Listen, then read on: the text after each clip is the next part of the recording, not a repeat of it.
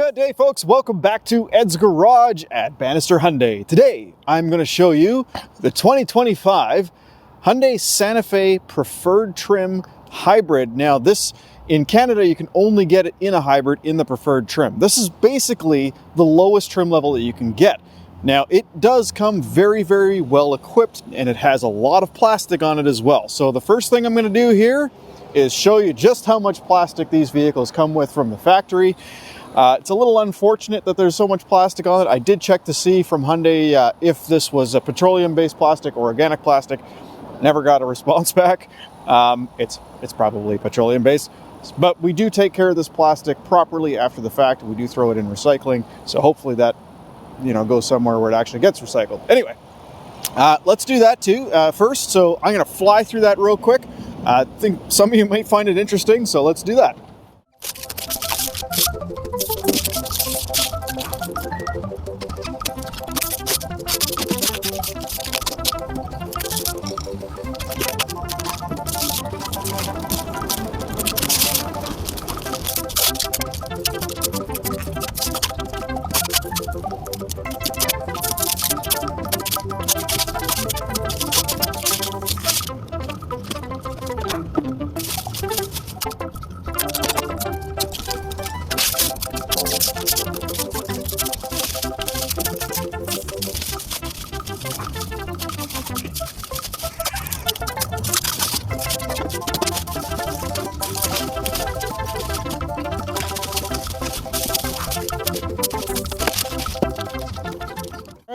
Well, there we have it. That's every single piece of plastic, I think, removed off this vehicle.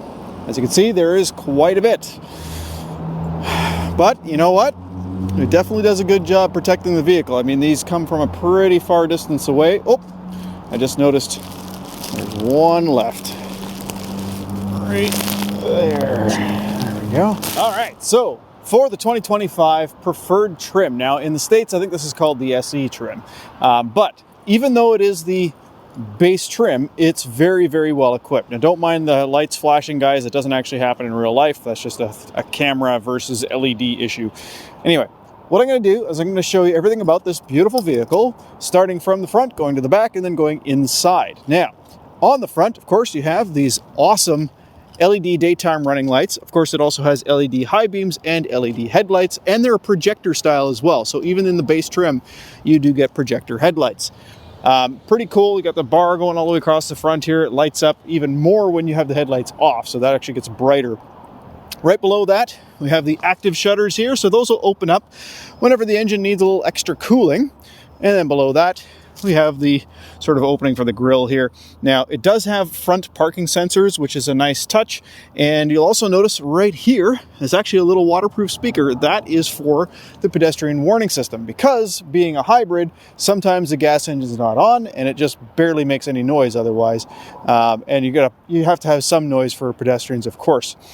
We've got the air curtain pass-through right here. So that'll send air in a curtain over the front wheels to reduce aerodynamic drag.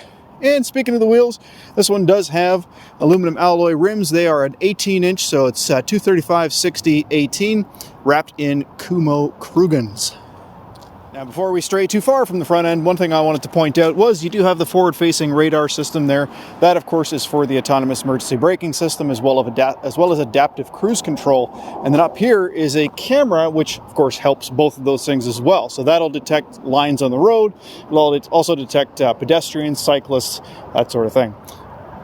Let's have a look under the very easily opened hood here. Check this out. You have the struts that hold the hood up, which is nice. This is a 1.6-liter four-cylinder engine, of course, mated to a roughly 50 horsepower electric motor. So to combined horsepower, just shy of 230.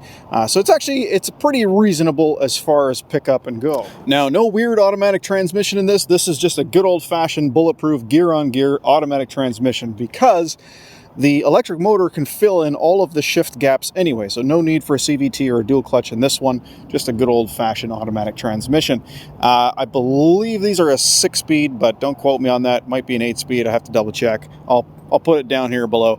In any event, we have coolant right here for the electric motor, and then coolant right there for the gas engine, brake fluid, fuse box.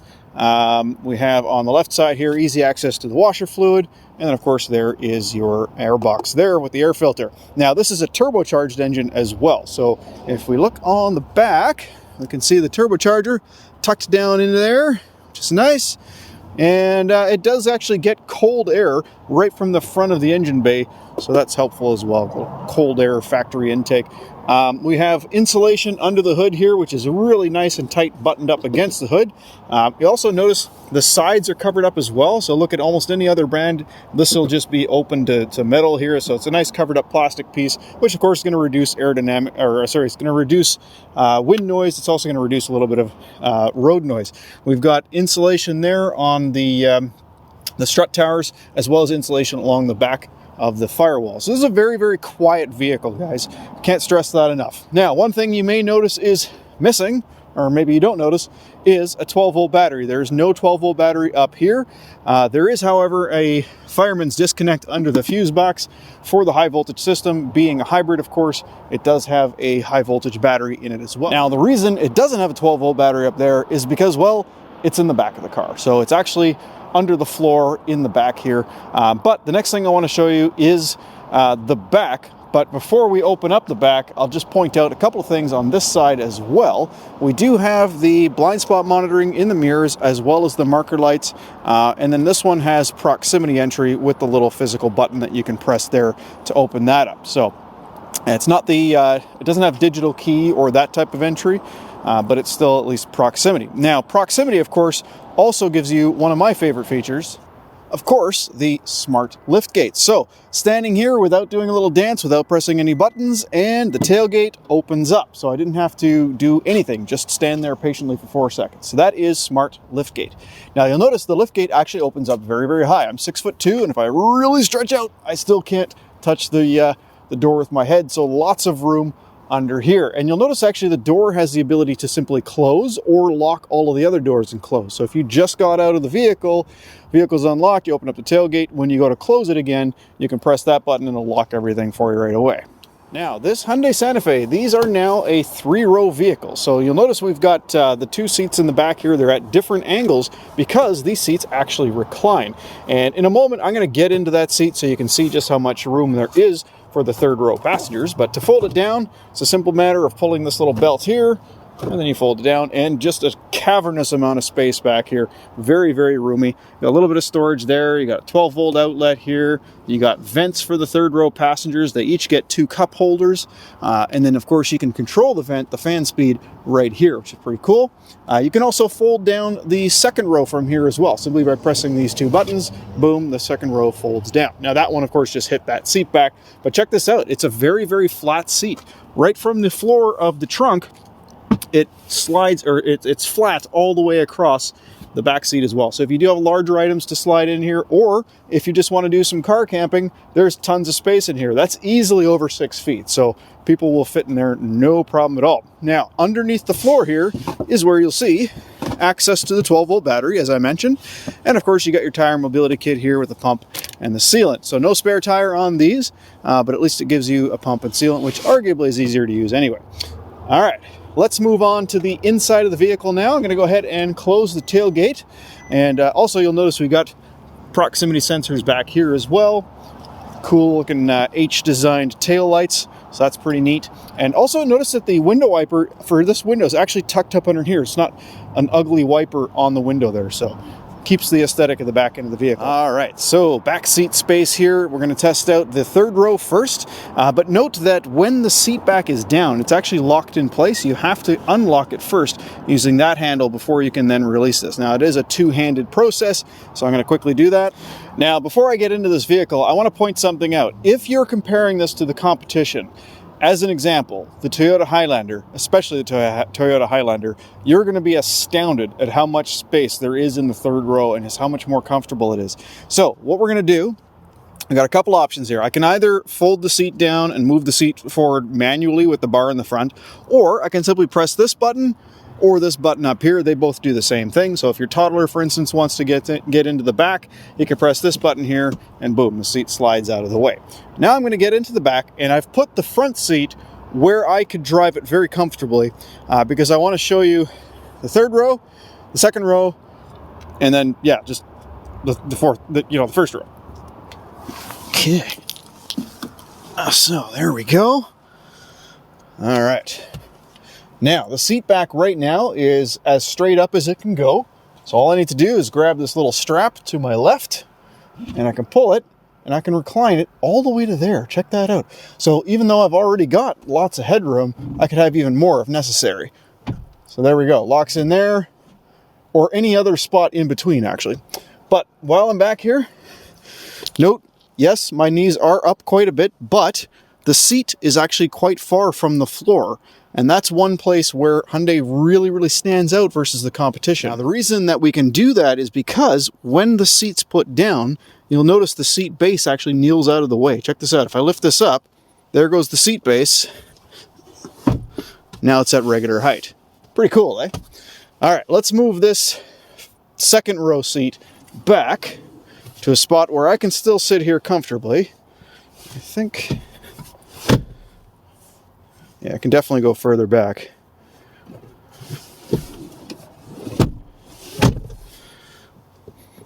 Okay, so right now that seat back is upright quite a bit. So that's probably going to be a little much.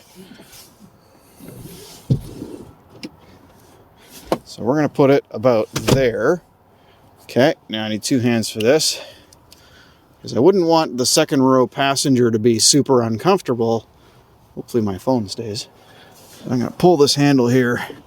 So now obviously, there we go. Obviously, I wouldn't have to do that normally sitting back here, because the person in that row would simply do that. But there's a little bit of space under the seat, not a whole lot, so I can almost get my feet underneath. Now, if there was a child back here, yeah, they could definitely stick their feet underneath. But check this out. I've got a bunch of room in front of my knees, and because I can recline this seat, which I think I've already reclined it all the way. Yeah, because I can recline the seat, it's actually a reasonably comfortable place to be. Now, I'm not going to move this second row. I'm just going to go and get into it. So I'm going to slide over to the other seat here, and we'll push this button to get it forwards and out of the way. All right. Let's see if I can squeeze through here. Oh, I've left the passenger seat really far forwards. All right, you guys get to see me doing a little bit of Jenga here. Oh, I'm too old for this. Okay, there you go. Now you see, I have not moved that seat. I'm comfortable. The seat's a little straight up. I think I could probably go a little further back, especially considering I did have a couple of inches in front of my knees anyway. But check this out. I'm sitting in here comfortably. I've got a bit of extra space in front of me here. No problem. Now I'm going to jump in the driver's seat. And you can see that I'm not adjusting anything, okay? Here we go. There we go, sitting in the driver's seat. Perfectly comfortable here. As a matter of fact, I could go up a little bit. I could go back a tiny bit still if need be. So this vehicle can relatively comfortably seat 3 people behind each other at 6'2". That's pretty good. All right, so let's talk seat amenities in the second row, because of course the third row is usually not going to get used anyway. However, the second row will probably get used a lot. So let's have a look and see what you get for your money in the base trim Santa Fe. So first off, we have hooks here to hang stuff, which is kind of nice. A little bit of an H logo there. Got a nice seat back pocket. Notice the seats are actually solid in the back, so even if you do have knees pushing into the back of the seat, you're not going to feel that. You have USB-C ports, one there and one there. There's pretty much a USB-C port for every single passenger of the vehicle. We have 2 cup holders in the door, plus a bottle holder down here. A very large handle here, so no guessing when the door swings open and you got to quickly grab it. There's lots of real estate to grab the handle. We have vents for climate control in the B pillars, so nothing wasted in the center console, because the center console actually has a couple tricks up its sleeve. For one, you have a little drawer here. Now this is also accessible through here. Check this out. I can open up the center console backwards, remove this little tray, and then there's that same compartment way down there. And there's even a little hidden compartment. So if I move this drawer from the outside, look at that. So there's our little hidden compartment down here. It does have a little divider in it. Not sure if you can see all that because it is quite dark. But yeah, if I close that up, there we go. Put this over top. Yeah, pretty neat. And of course, this can be opened up the other direction as well. Now, there are 4 grab handles in this vehicle, and each of the grab handles actually has a little LED light back here, and of course there's 2 LED lights in the front up there, not on the grab handles, but in the back, third or second row, you get some LED lighting and a little hook to hang stuff. All right, on to the front seats, starting with the passenger side. So, what do you think of these seats, guys? I think plaid looks pretty cool on a cloth seat. I'm not jazzed about the seat material. I much prefer leather myself. However, I like the pattern that's on there. I just wish that the seat material was different. Maybe some of that suede feeling stuff they had in the old Santa Fe. But anyway, here's your front passenger seat. Not much to it. You got manual adjustment forwards and backwards, and then manual adjustment for the backrest, and of course manually up and down for the headrest. As far as the rest here, again with the nice long door handle, good sized door pocket, bottle holder there, controls for the mirrors and whatnot. Controls for the windows and whatnot. The passenger side, of course, does have the little parcel shelf here, which is kind of nice. And this is actually rubberized, so if you put a phone in there, it's not going to slide around like crazy. And a fairly reasonably sized glove box. And above all of that, you have another sort of mini glove box, again rubberized base, so things aren't going to slide around too much. Now, in the top trim Santa Fe, the calligraphy, that would actually be a UVC disinfectant compartment for phones and whatnot, which is pretty cool. As far as the rest of the space here in the center console, large area storage here. We do actually have a little 12-volt outlet underneath. Again, more of that rubberized base there that can be pulled out and cleaned if need be. Same goes for all of the rubberized bases. We have 2 very large cup holders. Again, access to that center console there, and 2 spots to kind of rest a phone. These are not wireless chargers in this trim level. This is literally just a spot to rest your phone. Above that, we have our USB-C connection, which connects directly to the stereo or not. When you press this button, it cycles back and forth. I'll show you that a little bit later. But then the passenger can charge their phone with this USB-C port here. All right, coming over to the driver's side, you can see we have our lockout for children. This is both child safety locks for the doors and the windows. Of course, all your controls for your windows, as well as your mirrors here and locks. The driver's seat does have manual height adjustments. So that's a pump mechanism. You just pump that up or pump it down to lower the seat. And of course, the same sort of cloth material here. On the dashboard on the left side, we can open up the tailgate from here. This is our traction stability control, and this is our power e-brake. So that would be on, and then push that in with the foot on the brake, and then it'll turn the e-brake off. Or let's let it do it automatically, because it does actually set automatically on hills and shuts off automatically when you put the car in drive or reverse. You do also have the ability to adjust the steering wheel up and down, and telescopic, it'll go in and out as well. But let's jump in and fire it up and check out some of the other cool stuff in this vehicle. All right, sitting in the driver's seat, we have the steering wheel here, of course. Now, I'm going to go over all of the buttons here first, then we'll get to the center and the instrument cluster and whatnot. So first off, on the left-hand side, these 3 buttons are related. This is all part of your adaptive cruise control. So this turns on the cruise control and sets the initial speed. This will adjust the speed up or down, and also pauses and resumes if you press it. And then this one here will change the distance that the car follows the car in front of you. These 2 right here all control this little center screen, which I'm going to get back to in a moment. This one is for lane centering. So not only does this vehicle have lane keep assistance at higher speed, so it keeps you on the road, that's this little icon right here, but the one next to it is lane centering, which I can enable and disable right from that button on the steering wheel. This one you have to enable whenever you want to use it. By default, it will be off. The lane keep assist will stay on if you leave it on, or stay off if you leave it off. In the center of the steering wheel, you notice we got the 4 Morse code dots. Of course, Morse code letter H is 4 dots. On the right-hand side of the steering wheel, everything here is for the infotainment system. There's nothing here that does anything to do with anything else other than has anything to do with anything else other than the infotainment system. The mode button will switch where music comes from. The first time you press it, you can choose which locations you listen to music from. So if you don't listen to music from every source, you can kind of weed out the ones that you don't care about. And now when I press this button, it'll cycle between the different things. So we got Lively Forest, the radio is currently turned off. It's searching for XRM radio stations or Sirius XM radio stations. So yeah, essentially that'll cycle between the different locations. The up and down here will go to the next next favorite or previous favorite, or next song, previous song. This button right here is also customizable. This one, I usually set it to reject end phone calls because while it can do a bunch of other things, all of those other things have their own buttons already anyway, but there's no hang up button on the steering wheel other than the answer button. This also will hang up a call, but not if the call is incoming and you just don't want to answer it. Now you can press this to cancel that incoming call. This one here is your voice recognition. When I press it now, it just asks for a cell phone because that's going to only work with the Apple CarPlay and Android Auto, which is wireless, by the way, which is nice. We have a volume up and down as well as a mute button if you press it.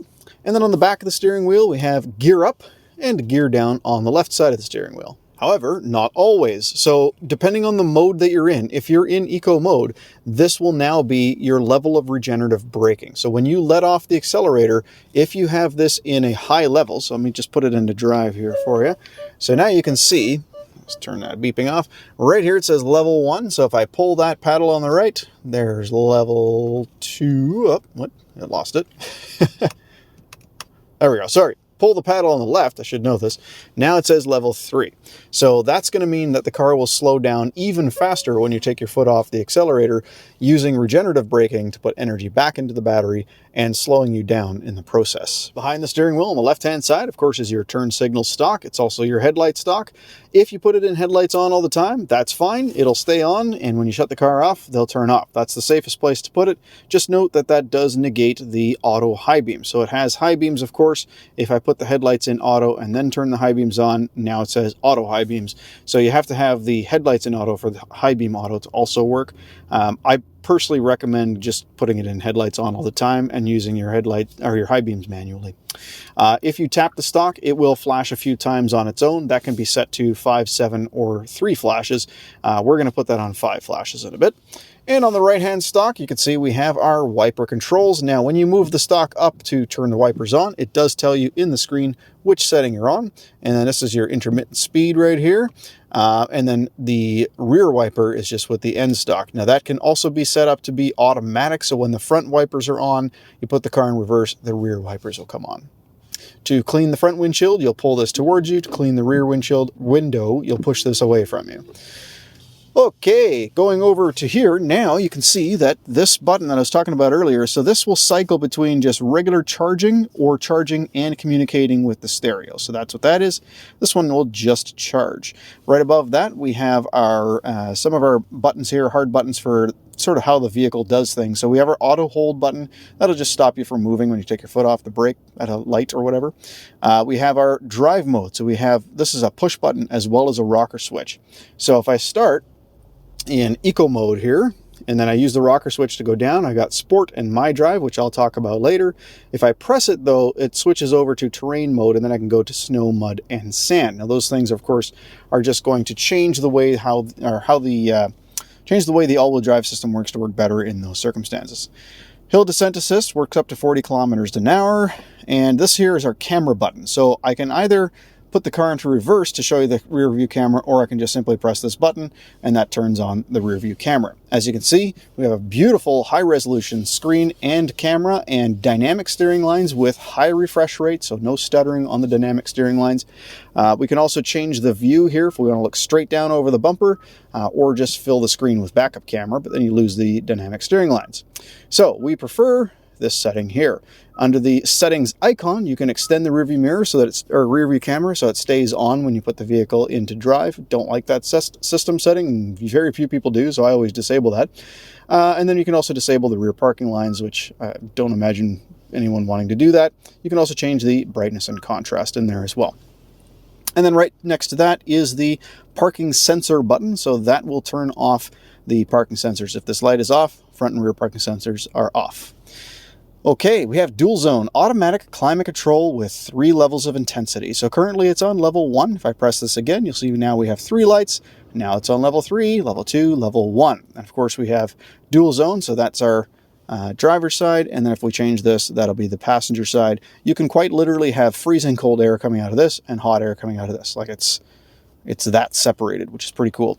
Now we have a lot of touch-sensitive buttons here, but I will say these touch-sensitive buttons work exceptionally well. And as a matter of fact, when you do press them, there's actually a little little symbol that comes up. You see the little blue lines that kind of pop up there? Not on everything, mind you. Like driver only doesn't really do it. When they're not as sensitive, it's usually if you have really dry fingers. So right now it's quite cold outside. My fingers are quite dry. So I'm trying to tap on it to show you, but yeah, you may have to tap a little bit harder sometimes, but otherwise they work quite well. Now check this out. You have 3 levels of seat heat for the driver, 3 levels of seat heat for the passenger, and 2 levels of steering wheel heat. And the nice thing about the steering wheel heater, it is the whole thing, all the way around, not just part of it. We also have automatic recirculation. So when you use the windshield washer fluid, it actually turns on recirculation so that you don't need to smell the washer fluid. How crazy is that? I can also switch to rear here and turn the fan on in the very 3rd row. That's just going to take the ambient temperature of the car and pump it through those vents in the rear.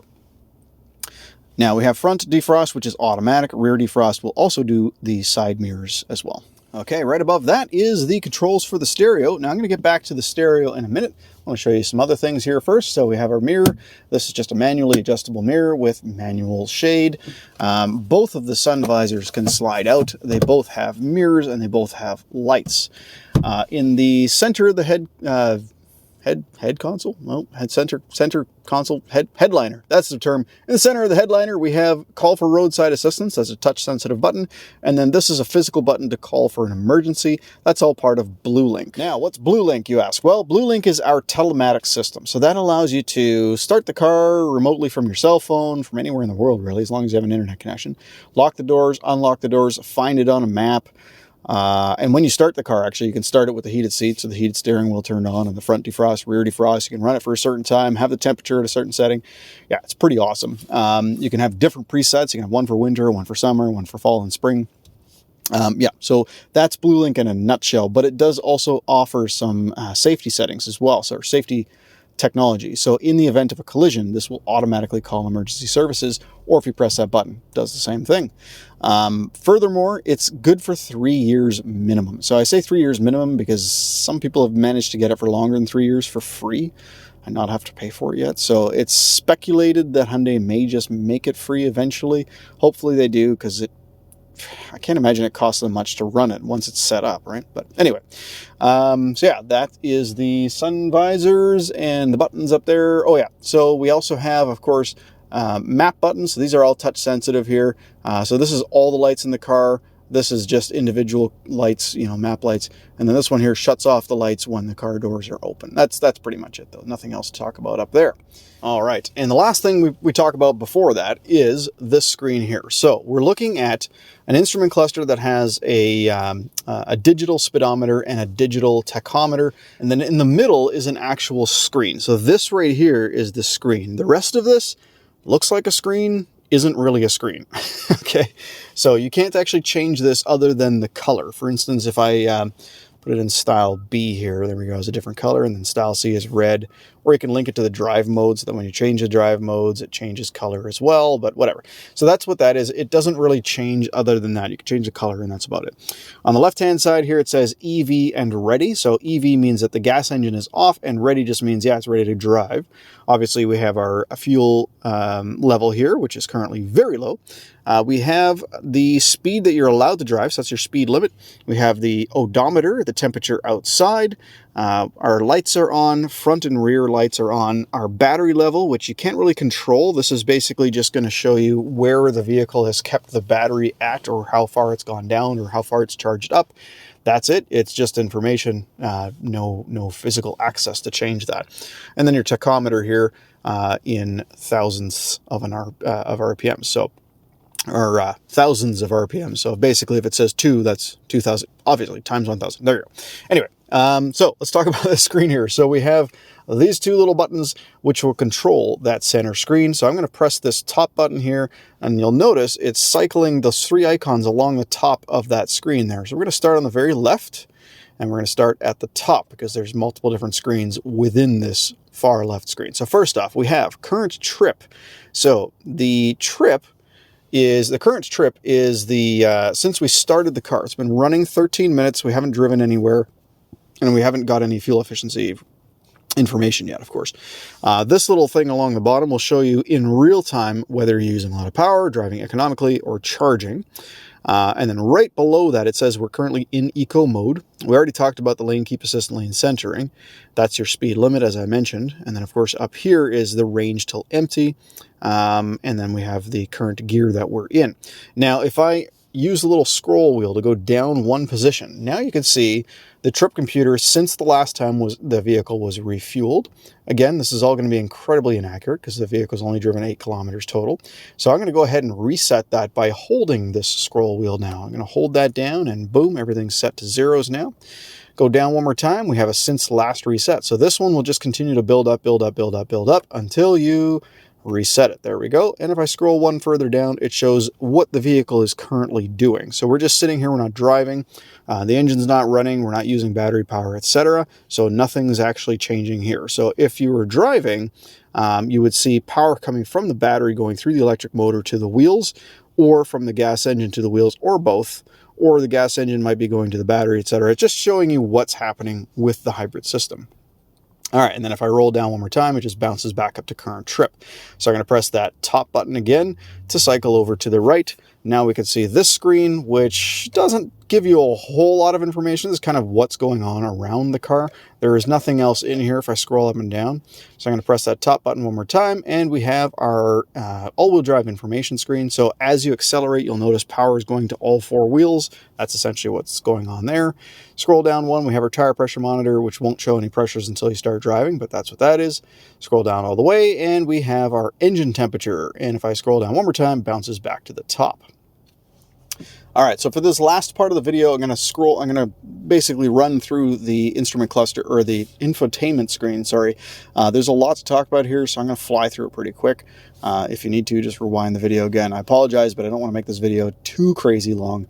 So let's get started. All right, starting with the buttons along the bottom, we have our volume button here. Now, this, of course, is a volume knob. It's also a power button. So if I press that, it turns off the radio. If I hold it, it shuts off the whole screen. We can also set it up so a clock will come up instead. Right next to that is the home button. So if you're in a different screen, when you press home, it'll always take you to this screen here. Map button only works when you have a phone connected. That'll take you to Google Maps or Apple Maps or Waze Maps, whatever you have on your phone, whichever one you prefer using. A search button is a global search. So when I press that, you can search for setup stuff, media like music, even contacts when you have your phone connected. The media button here will allow you to choose. Basically, first it jumps to the last thing that you're playing, but if you press it again, it'll give you the option to choose the source of music. So that's what that is. Hazard button is obvious. Seek and tracker obvious. This one is a customizable button. So I'm going to set that up for phone projection. So now when the buyer presses that button, it'll just pop up Android Auto or Apple CarPlay. So it's a nice quick way of getting back into Android Auto, Apple CarPlay. And then we have the setup button, which takes you to the setup screen, which I'm going to get to momentarily. So first off, up at the top left corner, you can see we have driver 1. So that's part of the user profile system. You can actually have 2 different user profiles and a guest. Okay, so guest doesn't really retain any information, but driver 1 and driver 2 do. And what it retains essentially is things like presets on the radio, or favorites rather. So if I go into favorites here, there's no favorites. If I put a couple stars in here, now we have a couple of favorites. So if I go back to favorites, it's going to show those 2 in there. And remember, I can use the little rocker switch to go between those 2, see? So you can have favorites for FM, AM, and Sirius XM all in the same list. Now, the other thing in the radio to note right here, if I go to this little menu, I've got radio noise reduction. I can edit the favorites from here. I can go to sound settings, and I can also go to an online manual. If I scan this, it takes us to the radio page of the online manual. Pretty cool. On the right-hand side here, you see a little split screen thing that's come up. Now, this doesn't necessarily have to be there all the time. You can just swipe that off the screen. All right, hybrid screen will show you your hybrid fuel economy, how much the electric motor's used, what's going on with the hybrid system, fuel economy here as well. Now, again, you can go into the menu here, you can reset this, go to online manual for that, etc. Pretty straightforward. There's nothing else really to do in here. It's just a place where you can collect information about the hybrid system. Phone will take you to the phone page of Apple CarPlay or Android Auto. Phone projection will take you to Apple CarPlay or Android Auto. Valet mode is if you hand the keys to a valet. It'll actually lock out some of your personal information, which is kind of nice. Vehicle diagnostics, if you run into problems with the vehicle, you can press that and see if the car can figure out what's going on with itself. Maintenance is for maintenance reminders as part of your BlueLink system. Notification is BlueLink notifications. You can actually connect your calendar to BlueLink and get your calendar reminders right here on the screen. And then the online manual is another QR code you can scan for the whole manual. Setup we'll get to in a moment. But check this out. If I swipe down from the top, we have a couple of quick controls here. So dashboard illumination, split screen, basically that's currently turned off anyway. So display off, if I press that, shuts everything off. And quiet mode will shut off the rear speakers and limit the volume in the front speakers. And you can also add change device, change the beep level, tone, and such. Now if I hit done, so now there's more things in here, right? So beep is literally the beep volume, okay? Change devices, if you have more than one cell phone connected in one user profile, you can cycle between those two, or 3 or 4. Position is where the sound's coming from. Tone is the tone of the sound, all part of the settings as well. So, speaking of settings, let's go to Setup next. Under Vehicle, we can see we have Driver Assistance settings. So that is things like your Smart Cruise Control, how it operates, your drive modes, how they operate, where you can set up the My Drive mode customizations. So we can put that in Smart. So that's kind of like Eco mode. Eco Vehicle allows you to enable smart regeneration. So it enables the ability for the system to automatically adjust how much regeneration the vehicle has depending on where and how you're driving. Climate is where you can change some of your climate settings. Whoops. Lights, here's that 5 flashes for the one-touch turn signal. So now it will flash 5 times. 1, 2, 3, 4, and 5. There we go. You can also enable and disable headlight delay, welcome light, high beam assistance, interior lights always on, etc. So yeah, there's a lot of customization in there, of course. Under door, this is where you can go to enable your power lift gate, your front lift gate, or your power lift gate height, your smart lift gate, and even enable and disable remote window control. So if you hold the unlock button on your key fob, the front windows will actually roll down. Pretty neat.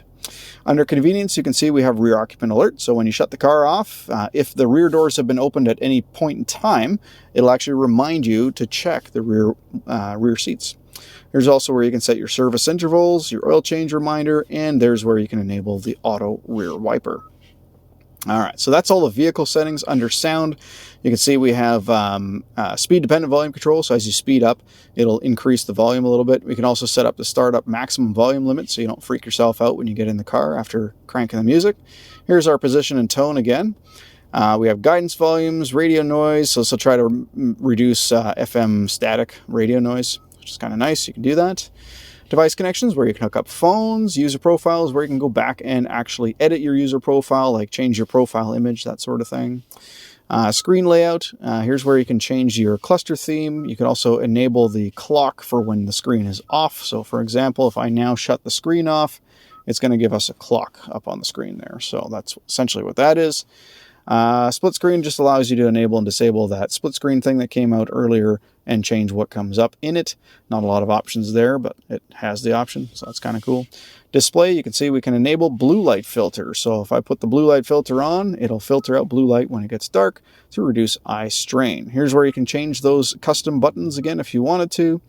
Here's where your cluster settings are. We have the cluster theme selection, content selection, so what actually shows up on the instrument cluster. Even the illumination and the welcome sound when you turn the car on. BlueLink is just BlueLink settings, and then general is where you can go in and change your keyboard units, that sort of thing. So for units, for instance, we want to put this on liters per 100, not kilometers per liter. If you ever need to change the clock, just tap the clock. That'll bring up the clock settings. Here we can put it into Pacific Standard Time, because that's what we are here. And then you can also enable and disable daylight savings time from here as well. All right, guys, I think I'm going to leave this video there. I'm going to go ahead and put this vehicle away now. Now, if you want to learn more about Apple CarPlay or Android Auto, just know that I have full videos explaining exactly how to use Apple CarPlay and Android Auto. And I kind of go over every single individual little feature of those particular types or particular softwares. So, you know, what you can do with them, how you can use voice recognition, that sort of thing. So, as I mentioned, I'm going to leave this video there. Thank you so much for watching. If you have any questions or comments, please don't hesitate to leave them below. If you'd like to save some money on wheels and tires, or Android Auto accessories, or even camping equipment, please check out the links in my description below. I've got a lot of affiliate links that'll help save you money on various different products.